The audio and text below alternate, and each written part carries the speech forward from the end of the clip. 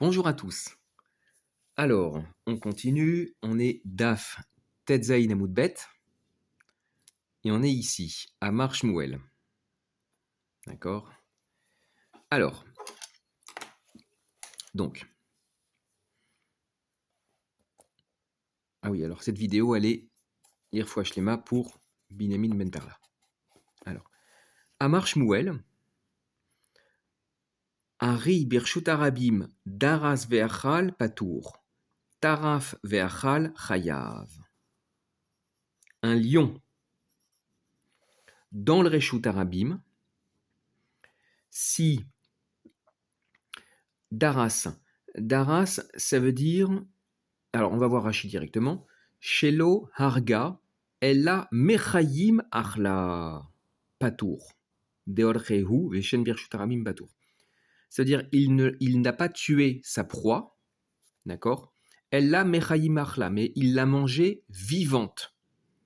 Alors, dans ce cas-là, c'est patour parce que c'est son habitude et ça s'appelle shen birshut arabim. Alors, on parle d'un lion, d'accord. Si un shor, par exemple, si un shor il vient, comment dire, et d'un seul coup, il saute sur un autre animal et il le mange, comme ça. D'accord. On va dire que c'est Keren, parce qu'un shor, c'est pas du tout son habitude. On va pas du tout relier, bien que le shor, il vient manger un autre animal, il vient le croquer comme ça, d'accord. On va dire que c'est Keren, parce que déjà, Birlal, un shor, c'est pas carnivore, d'accord. Et quand bien même, ce n'est pas son habitude, d'accord. Ce n'est pas son habitude. Un lion, c'est pas du tout la même chose. Un lion, c'est son derer, c'est pas keren. Chez un lion, le fait de manger comme ça, un lion, c'est un chasseur. Donc un lion, il ne mange que comme ça. C'est-à-dire, c'est en sautant sur sa proie. Et d'autre part, donc c'est chêne. Donc c'est quelque chose qui n'est pas du tout méchouné, c'est quelque chose qui c'est orche, c'est son derer, d'accord. Et c'est chêne, c'est sa façon de manger. Un lion, il mange pas des croquettes, comme un chat, d'accord. Et voilà, ce qui serait méchouné, ce qui serait keren chez un lion, ce serait pas d'agresser, ce serait qu'un lion, d'un seul coup, il vienne manger, je sais pas moi, il vienne faire quelque chose qui n'est pas du tout logique, d'accord, qui n'est pas du tout dans son habitude. Et seconde chose, donc importante, ce qu'on voit ici, c'est que Daras ve'achal patour.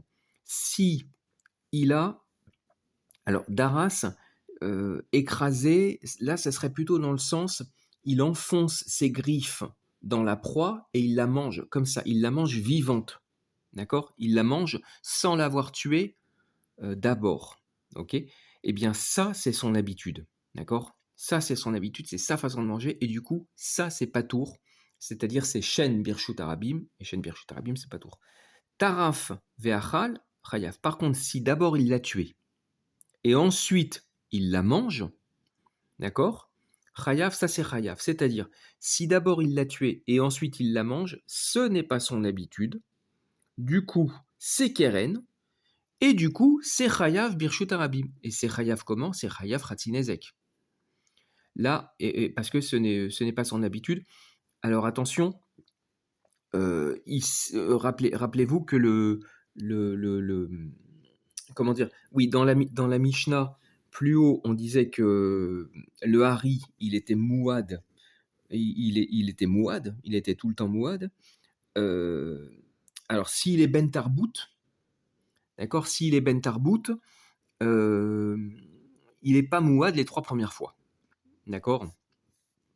Enfin, ça se discute parce que là, euh, il est pas mouad les 3 premières fois. Bon, à voir, à voir. Alors, taraf. Taraf, c'est-à-dire chez Harga ve'achla. Donc, c'est-à-dire que d'abord il l'a tué, il a tué sa proie, et ensuite il l'a mangé. D'accord. Alors là, on dit chayav, c'est-à-dire delav orchehi. Là, ce n'est pas son habitude. Vetolda de kerenhu, et c'est une tolda de keren. Shalem chatzinezek birshut arabim. Quand on dit qu'il est chayav, c'est-à-dire qu'il paye chatzinezek, parce qu'on est birshut arabim. Bref, de ce qu'on voit de cette mémra de Shmuel, c'est que le lion, d'abord, il empoigne sa proie, il enfonce ses griffes, d'accord, et il la mange vivante. Et ça, c'est son habitude de manger. Maintenant, si d'abord il la tue et ensuite il la mange, c'est pas son derer et du coup, c'est pas chêne. D'accord, du coup, c'est keren, c'est quelque chose de méchouné. Alors, l'Agmara, elle, pose la question, elle dit Daras ve'achal patour. Non, pardon, justement, l'Agmara, elle vient expliquer, Shmuel. Daras ve'achal patour, kivan deorche le midras, avale kmo sheachla perot virakot, de avale shen birshut arabim. Ou patour. Donc, si elle a effectivement écrasé, d'accord, c'est-à-dire empoigné, comment dire, comment on peut dire, enlacé, enfin, pas enlacé, mais voilà, elle a empoigné sa proie et ensuite elle l'a mangée, d'accord, donc vivante, d'accord. Alors, c'est pas tour parce que qui van de orge, les midares, parce que c'est son habitude comment dire, c'est son habitude d'empoigner. Havaler, ça revient pour elle. C'est comme si un shor, il mange des pérotes et des hirakot. D'accord. Des haval et shen, ça revient pour lui, ça revient à shen, birshut arabim, et donc c'est pas tour. Ensuite, deuxième cas, taraf, la volcheu. Taraf, par contre, si d'abord il a tué sa proie et ensuite il l'a mangé, ce n'est pas son habitude. D'accord. La volcheu, point. Les memra des trefa la volcheu. Alors là-dessus, la Gemara, elle pose la question, elle dit, est-ce que de là, on peut déduire de là, est-ce que ça veut dire que les memra, c'est-à-dire c'est pour dire, est-ce que c'est pour dire que trefa, c'est-à-dire que si d'abord le lion il tue et ensuite il mange, ce n'est pas son habitude, la volcheu, que ce ne serait pas son habitude, ve'active, et pourtant il est écrit dans Nahum, alors regardez, sur le côté de là, sur le côté, voilà, dans Nahum, dans le Navi, Aryeh Toref Bede Gurotav, Umchanek le Liv Otav, Vaimale Teref Chorav, Umeonotav Terefa. Le lion tue pour ses lionceaux et étrangle Mechanek pour ses lionnes. Vaimale Teref Chorav, et il remplit de meurtres ses Chorav, ses terriers. Ou Me'aonotav Trefa, et ses demeures de meurtre. Donc le lion tue pour ses lionceaux, et il étrangle pour ses lionnes, et il remplit ses terriers de teref, c'est-à-dire de cadavres, et ses demeures de cadavres. Il remplit ses demeures de cadavres. D'accord. C'est dans Nahum Bet Yud Gimel. Alors, donc Véhactive, et pourtant il est écrit Aryeh Toref Bdi Gorotav. Donc tu vois que le lion, il tue d'abord, dans le sens il tue d'abord, d'accord, pour ses lionceaux.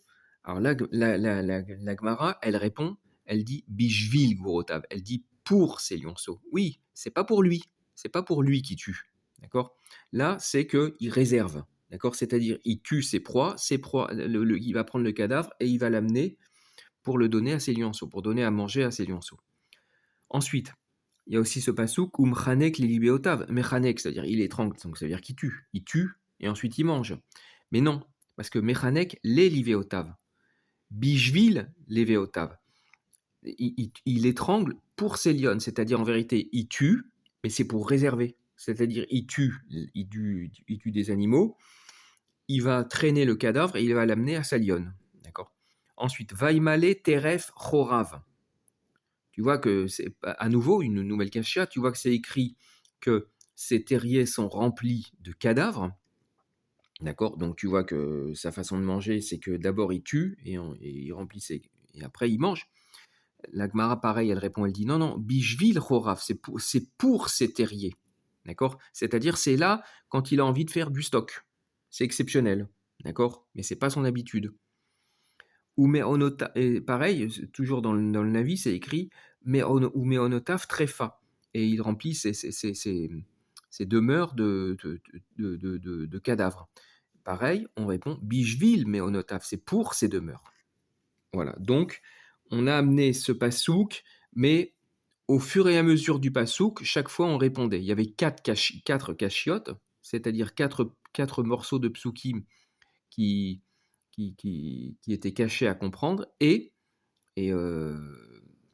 enfin cachés à comprendre contre Shmuel, et chaque fois on a répondu. La Gemara elle a répondu. Alors on va voir Rashi. Alors,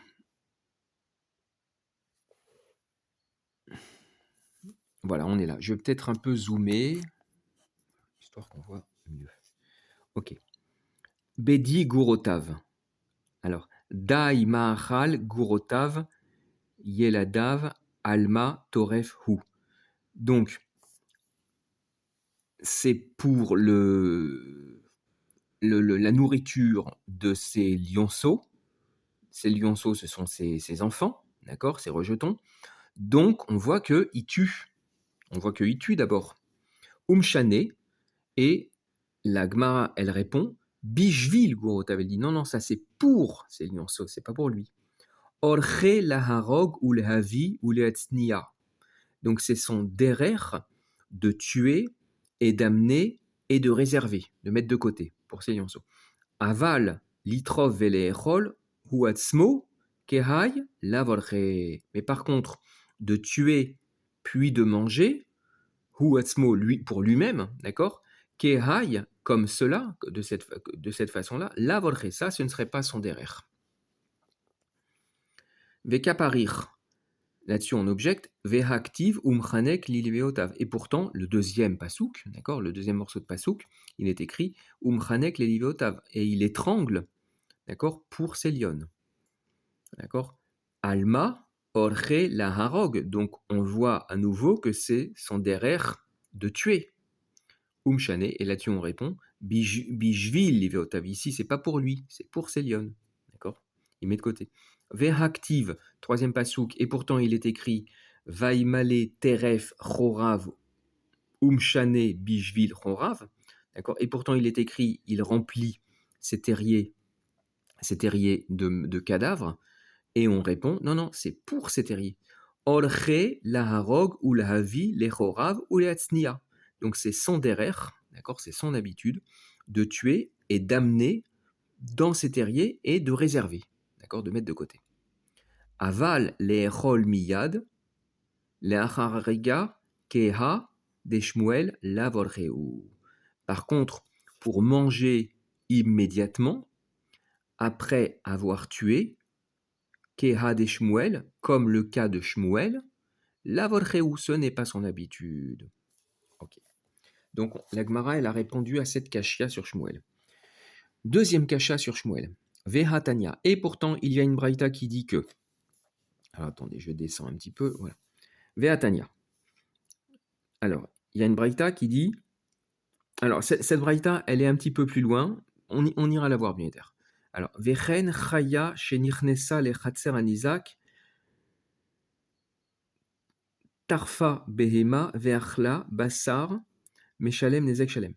Et de la même façon, une chaya, donc une bête sauvage, c'est-à-dire, d'accord, pas une behema, une bête sauvage, d'accord, qui est entrée dans un chatser anizak, qui a tué une behema et qu'il l'a mangée. Donc d'abord elle l'a tuée, puis elle l'a mangée. Ve'ach la bassar, et elle a mangé sa chair, d'accord. Mais shalem nezek shalem. Donc on voit qu'on est dans un chatser anizak et il paye nezek shalem. Donc ça veut dire que c'est chêne ou rigel, d'accord. Donc on voit que c'est son derer, on voit que c'est pas keren, d'accord. On voit que c'est son derer. Et là, qu'est-ce qu'elle a fait? Elle a tué, puis elle a mangé. Donc c'est une kashia sur Shmuel. Alors on va d'abord voir Rashi. Tarfa behema, veharakta, veachla basar. Et elle l'a tué, d'accord, et elle a mangé le bassar. Meshalem nezek shalem. Mi dem shalemet bechatser anizak nezek shalem, miklal deorche hu, vetoldat deshen hi ou birshot arabim lipater. Du fait que elle paye dans le Khatser Anizak Nezek Shalem, Miklal, on déduit de là, Deorcheu, que c'est son derer, et que c'est une tolda de chêne. Et, et alors par contre, si c'est dans le Reshut Arabim, ce serait pas tour. Alors, réponse. Donc c'est une cacha contre Shmuel, en tout cas contre ce qu'on comprend de Shmuel. Réponse de la Gemara, Acha bema yeskinan shetarfa le aniar. En vérité, cette braïta qu'on ramène, c'est un cas spécial. C'était pas pour manger tout de suite. Elle avait tué pour laisser, c'est-à-dire pour laisser de côté. Rashi nous explique les hatznia olche la rogue, pour réserver, donc pour stocker, pour tuer. Elle tue le cadavre et ensuite elle va le mettre de côté et ça sera son garde-manger. D'accord. Les hatznia pour réserver. Olche la rogue. Là, dans ce cas-là, par contre, c'est son habitude de tuer. C'est pour ça que comme c'est son habitude, ça fait partie de son cycle de nourriture, d'accord, de tuer et pour mettre de côté. Quand c'est pour mettre de côté, elle fait comme ça, donc c'est chêne et c'est Nezek Shalem. Alors, là-dessus, la Gemara, elle dit Ah, Achla Katane. Elle dit mais pourtant, dans la Braïta, c'est écrit Chaya Shenir Nessa Lechatzer Nizak. Tarfa Behema Ve Achla. Elle a tué et elle a mangé. Donc c'est pas pour mettre de côté. C'est pour manger. Ce qu'on comprend, c'est que c'est pour manger tout de suite. Achla Katane. Alors, réponse de la Gemara Beshenim Lacha Ve Achla. Elle dit, alors là c'est un teroutz il y a beaucoup c'est un peu gonflé, il y a de la chutzpah là-dedans. Elle dit, non, cette bête, d'accord, ce lion, d'accord, il a changé d'avis. Voilà, dans cette braïta, non, c'est parce que c'est un cas où il avait changé d'avis. Au départ, le lion voulait mettre de côté, d'accord, et puis finalement, il s'est dit, je ne vais pas mettre de côté, je vais manger immédiatement. Alors là-dessus, la Gemara, elle répond avec la même chutzpah, elle dit Mina yada inan. Elle dit non mais d'où on sait? Qu'est-ce que c'est que ce teroutz? Qu'est-ce que c'est que ce genre de teroutz où on rentre dans la psychologie du lion? D'accord. D'où est-ce qu'on sait? Ve'od deshmuel nami dilma achiou. Et à ce moment-là, si tu commences à dire que le lion peut changer d'avis pour t'arranger, alors à ce moment-là, sur Shmuel aussi, d'accord? Puisque Shmuel, il dit que si elle a tué et elle a mangé, ce n'est pas son derrière, du coup c'est Keren, c'est Chayav, ça se trouve là-bas aussi, il a changé d'avis. Donc bon, ça va pas du tout, ok? Oui, alors Rashi.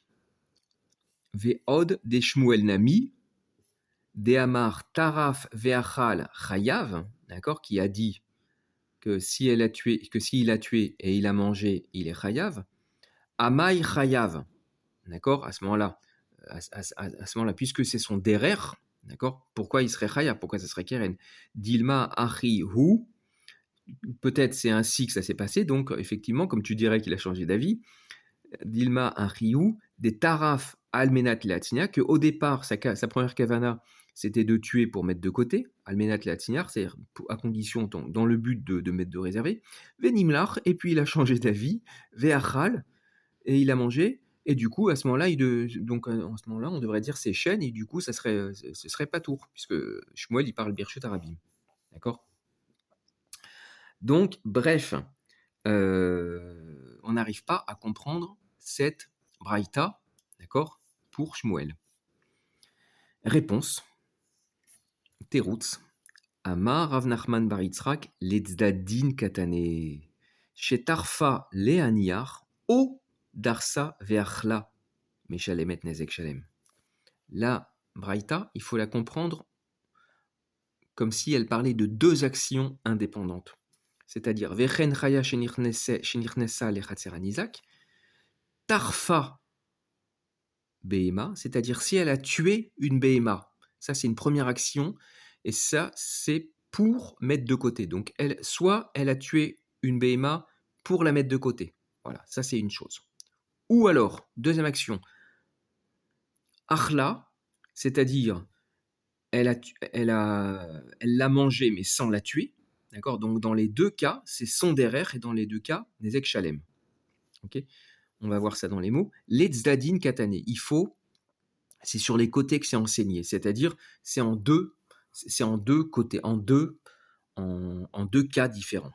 D'accord? Chez Tarfal et Aniyar, au Darsa Verla. Donc, premier cas, elle a tué, c'était pour réserver.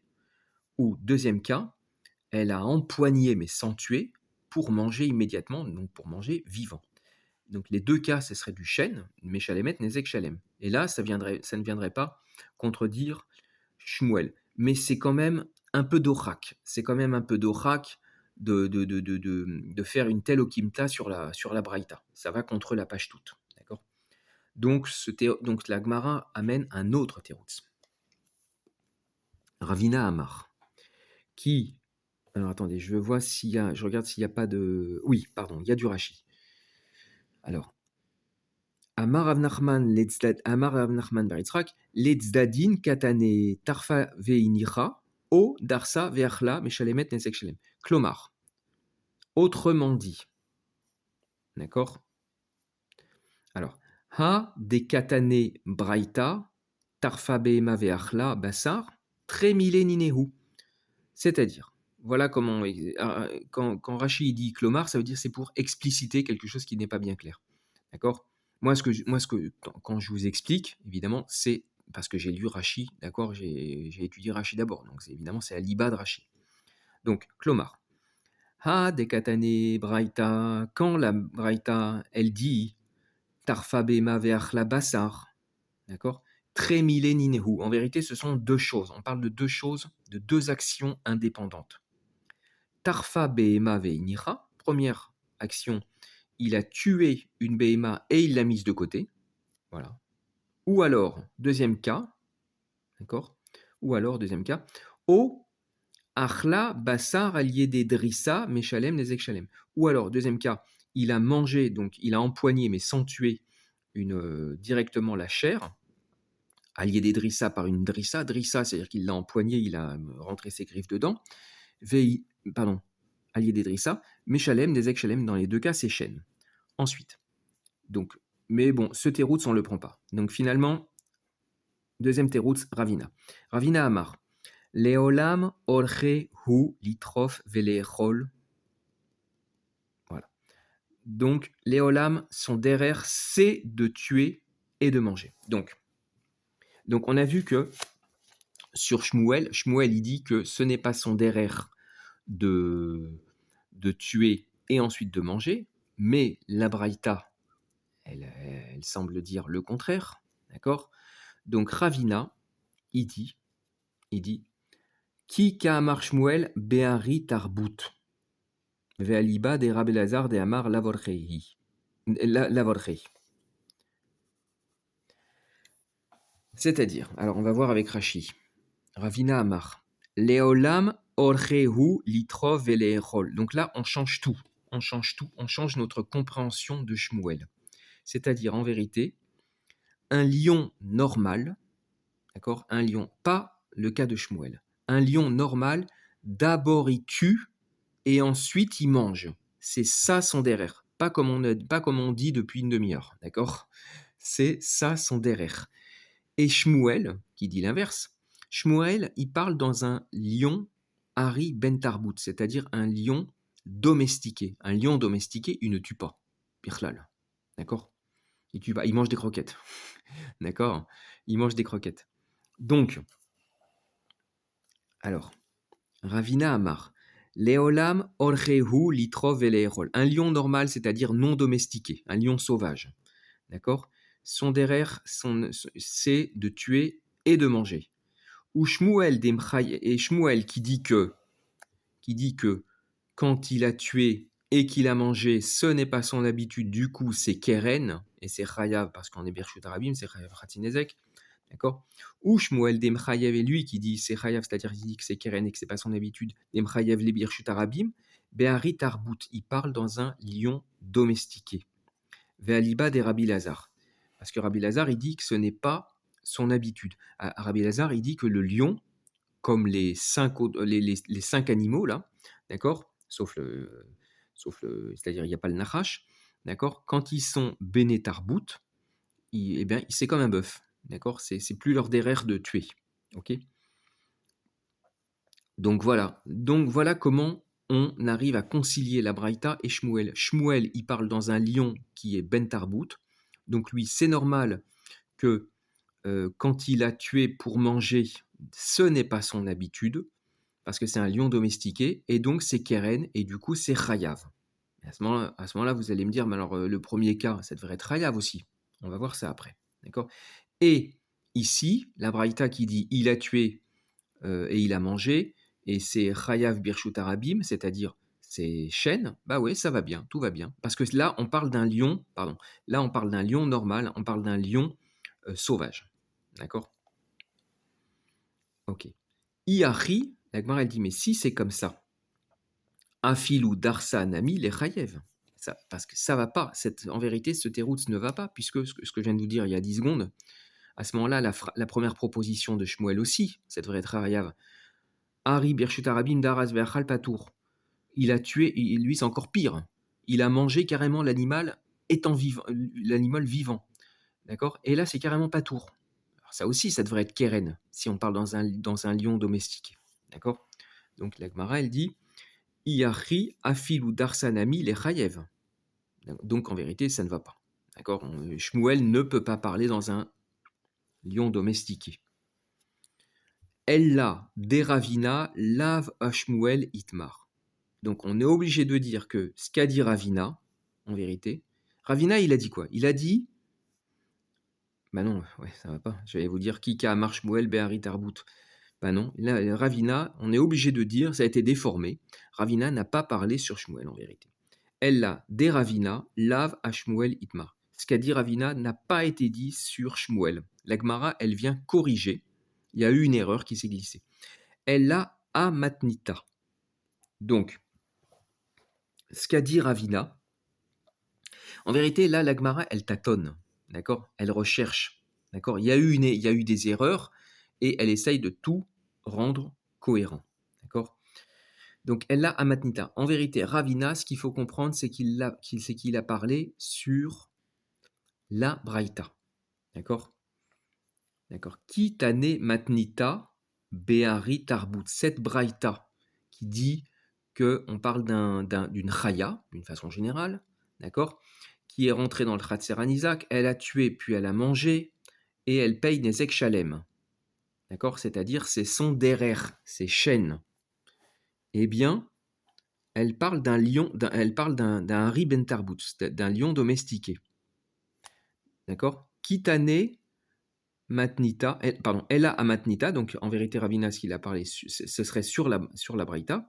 Kitane Matnita, quand est-ce que notre Mishnah a parlé? Behari Tarbout, notre Mishnah, en vérité, elle parle d'un lion domestiqué, Ve'aliba de Rabbi Lazar. Et Aliba de Rabbi Lazar, qui dit que ce n'est pas son habitude, c'est-à-dire le lion, quand il est domestiqué, c'est comme le shor, il n'est pas dangereux.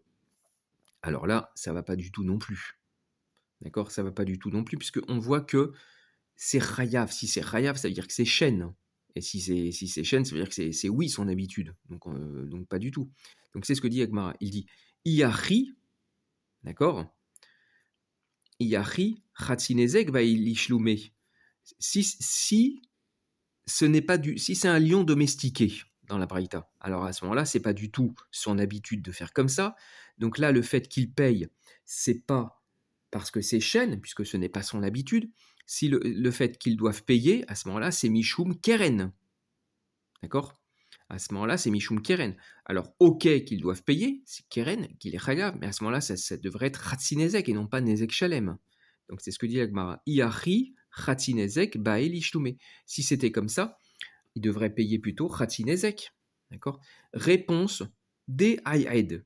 Elle dit oui, mais non, finalement, comment dire, ici, la Braïta parle d'un shor, pardon, excusez-moi, d'un lion qui a été domestiqué, mais qui est mouad, d'accord, qui a déjà fait ça 3 fois. Ça commence à être un peu tarabiscoté, hein, un peu alambiqué. La Gemara, elle dit Iachi. Iachi, Mai hai de katane la gabe tolda des chênes. Gabe tolda des keren bae limitnaye. Kashia. Alors, on va d'abord comprendre pourquoi. Il y a cette braïta là, d'accord, Vechen chaya shenirnesa lechatser anizak tarfa behema ve'achla basar, etc. Elle est là-dedans. Elle n'est pas bien loin. Elle est dans le Perek Sheni.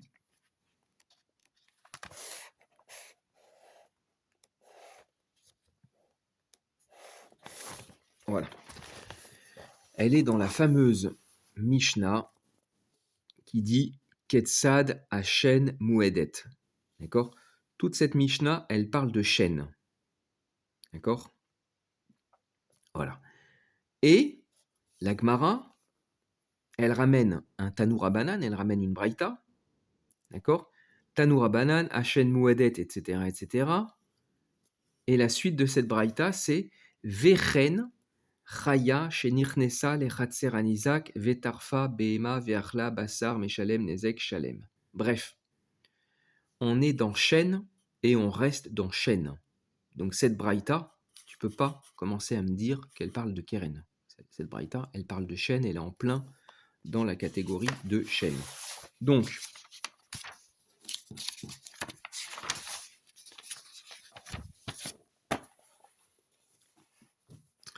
c'est ça la deuxième kashia. Elle dit Iari, si tu me dis que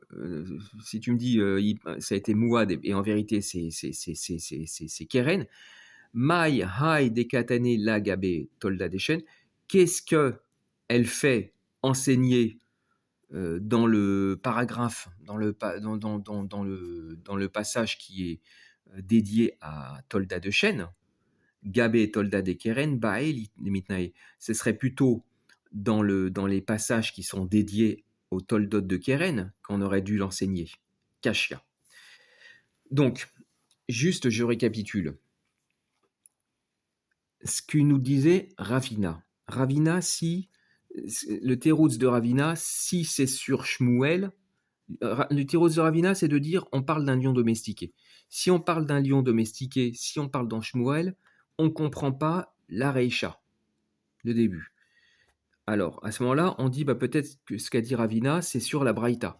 Oui, à ce moment-là, on ne comprend pas pourquoi c'est Nezek Shalem. D'accord. Alors peut-être que c'est... Oui, on répond, c'est peut-être parce qu'il est Mouad. À ce moment-là, qu'est-ce que ça fait dans Toldot de Chêne? Ça aurait dû être dans Toldot de Keren. Voilà, donc...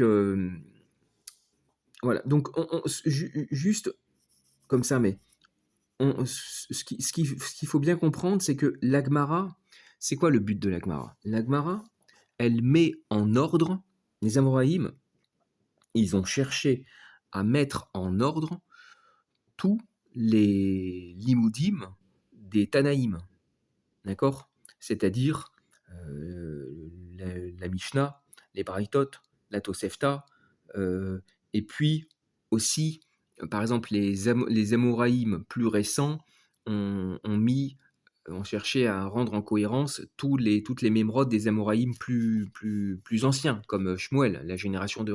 Il y a la génération de Rav et Shmuel, ensuite il y a la génération de Rav Yehuda, puis Rav Yosef, Abaye, Rava, etc. D'accord. Donc, et puis Ravina, Ravashi, etc. Donc, comme ça, quand on voit la Gemara, elle tâtonne comme ça fait un peu bizarre. Mais voilà, faut bien resituer les choses dans leur contexte. C'est que la Gemara, elle essaye de mettre en cohérence les choses. De la même façon que Tosfot, il essaye de mettre tout, toute la Gemara, tout le Talmud, quoi, d'accord, tout le chasse, mais le chasse Gemara en cohérence, d'accord, il relève toutes les incohérences apparentes, d'accord, et il les met en cohérence. La Gemara, c'est ce qu'elle fait sur la Mishnah, ou alors sur les premiers Omoraïm, d'accord, ou la période intermédiaire, c'est-à-dire Rizkia, Rabbi Ria, Rabbi Oshaya, etc. D'accord, voilà comment faut comprendre. Alors je me rends compte qu'on n'a pas fait de Rashi. Alors, on va regarder le Rashi au fur et à mesure. On était ici, Iari. Iari, Afilou. Donc Iari, c'était Voilà, si tu me dis que ce qu'a dit Ravina, c'est sur le... Ah oui, c'est peut-être ce Yahri. Non, c'est le premier, pardon. Si tu dis que Ravina, il a parlé sur Shmuel, d'accord, le premier Yahri. Donc on disait que sur Shmuel, ça va pas parce on comprend pas le début on comprend pas le début de Shmuel, d'accord. Alors, Yahri, Afilu daras namil.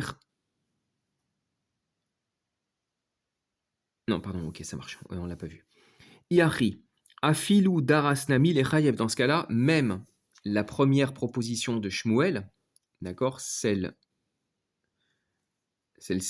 Ari Birshut Arabim Daras Ve'achal. Puis si on parle d'un lion domestiqué, bah, ça devrait être lui aussi, ça devrait être, c'est Véchouné, c'est pas normal. Donc, ça devrait être Keren, donc ça devrait être Hayav, d'accord. Donc, c'est ce qu'il dit Rashi. Iari, Afilu Darasnami Lechayev. Daras aussi, ça devrait être Hayav. Ella Vadaï, Deravina, l'eau a des Shmuel Itmar. Donc, forcément, d'accord, ce qu'a dit Ravina, ce n'est pas sur Shmuel que ça a été dit. Ella, I, Ika, Leokma, Lede Ravina, Amatnita, Hu, Demokamta, Le.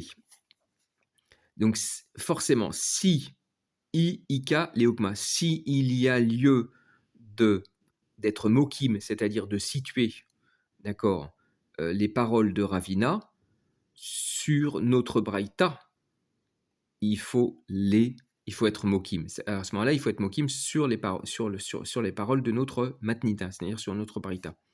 Ve'achika amar. Et voici comment il faut comprendre. Ve'achika amar Ravina. Voici comment il faut comprendre Ravina. Ha, des katane matnita. Quand la braïta, elle nous dit, d'accord, c'est-à-dire la braïta ici, d'accord. Quand la braïta, elle nous dit, ha, des katane matnita nezek shalem. Quand elle dit nezek shalem, Lav mishum deorche, ce n'est pas parce que c'est chêne, d'accord, d'accord. Lav mishum deorche, ce n'est pas parce que c'est son derer litrof de tuer. D'abord, des afilou beari tarbut nami metukma, parce que on parle aussi, d'accord, dans un lion domestiqué. C'est-à-dire que cette braïta, elle parle dans un lion domestiqué, donc à ce moment-là, ça devrait être Keren et ça devrait être Ratsinezek, mais ça peut parler aussi dans un lion non domestiqué, et dans ce cas-là, c'est Shen, et dans ce cas-là, c'est Nezek Shalem. C'est comme ça que je comprends le Nami dans le Rashi, d'accord. Puisqu'il dit, Rashi, il dit des Afilou Be'ari Tarbut Nami, d'accord, c'est-à-dire que la Braïta, elle parlerait dans les deux cas. Ou Parchinan. Et on objecte. Matnita nami eche ita lederavina chatsinezek bailishlome. Et là-dessus, on objecte, on dit oui, mais notre braïta, d'accord, notre braïta aussi, eche ita lederavina, comment tu as,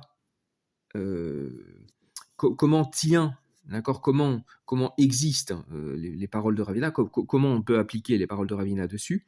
Chatsinezek bailishlome, on aurait dû dire, enfin, on aurait dû, c'est Khatsinezek qui aurait été nécessaire de payer et non pas Nezek Shalem.